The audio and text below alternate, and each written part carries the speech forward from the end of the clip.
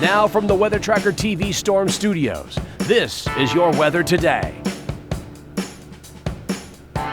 Here's Chief Meteorologist William Cole. All right, well, happy Friday, everyone. Hopefully your Friday's off to a good start. I wish I had just a fantastic forecast for you today as we're now coasting into the weekend, but unfortunately I don't, and that shouldn't come as a surprise. We've been highlighting today as a North Texas Weather Alert Day, and with all the newest data coming in, it's going to be every bit a North Texas Weather Alert Day. We have the opportunity of hail and wind with severe weather, but it appears as though we do have a developing tornado probability now as we go through the day, and specifically in our eastern counties, but really throughout the overall concern area, there will be some tornado probability. So what exactly does that mean? I'm going to carefully walk you through the very newest information coming in, and most importantly, I'm going to walk you through the storm timeline here over the next few minutes, information you need to know, and of course we'll be covering it throughout the hour, and also we'll have live severe weather coverage. Team of trackers will be out today, live video, we'll be doing all of that.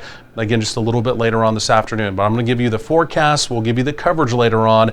But again, if heaven forbid a warning is issued in your area, of course, you have to be prepared to act.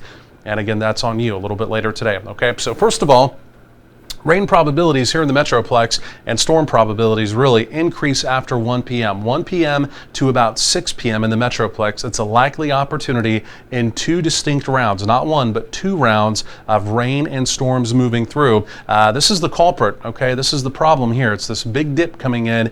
This is what we call a storm trough. We've also got a frontal boundary coming in from the north, and at the exact perfect time, almost down to the second, the jet stream is also arriving up top, and again with the jet stream dynamic involved, unfortunately that is what's giving us that opportunity of severe weather. The risk map here from the Storm Prediction Center did not change overnight. All of the Dallas-Fort Worth Metroplex is included in this risk of enhanced. You see the area pink there, but again also notice it's all of our eastern counties and our more rural eastern counties. You folks out there, I really do want you to stay plugged into the weather with us here as we go through the afternoon. Their opportunity of hail is also going to be there, right? That's changed a little bit overnight.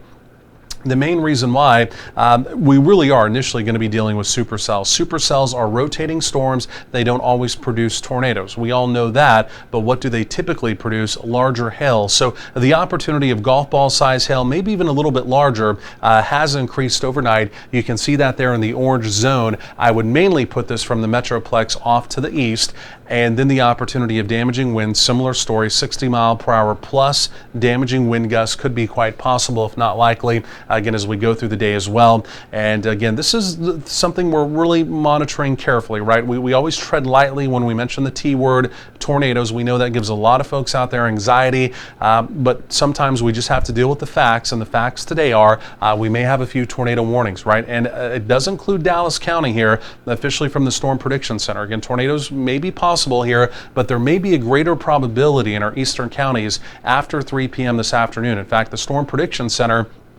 there's another layer of this that they're now even doing a significant tornado zone where again a strong tornado or two, not outside of the realm of possibilities, and potentially even a long track tornado as well. So that's why I'm saying our more rural counties out to the east, again, heaven forbid, we may not even see any tornadoes. We just don't know that yet. But again, you folks out there, it's just very paramount that you do stay plugged into the weather. Again, as we go through the afternoon, supercell chart here also showing up in yellow and orange. That's going to be a medium high opportunity there of supercell activity. Okay, so here's the important information. This is the model. You can see by 1 p.m. what happens here. Storms form right over the Dallas-Fort Worth Metroplex. Supercell activity possible here. It's a broken line of supercells that does push off to the east. All modes of severe weather possible with that hail, wind, again, maybe even tornado warnings as well. But we're not done, right? By about 4 or 5 p.m., here comes the cold front. We have a secondary line, round 2, developing, and that would mainly be a wind threat pushing off to the east as we go through the evening as well. Here's your general timeline. Less activity out to the west. Again, you can see central or eastern counties, 3 p.m. to 10 p.m. out to the east. Again, here in the Metroplex, 1 p.m. to 6 p.m., 1 p.m. to 6 p.m. Please do stay plugged into the weather and have that severe weather safety plan as we go through the day. 70s for daytime highs. It's that likely rain and storm opportunity. Cooler tonight behind that front. Overnight lows down in the 40s. And again, we'll call it a kind of a cooler afternoon tomorrow as well, with daytime highs on your Saturday struggling to right around 70. But the weekend is completely dry. After the active weather today, the weekend turns out to be pretty nice. Temperatures warmer next week. Could be a pretty big cool down though in about 9 days.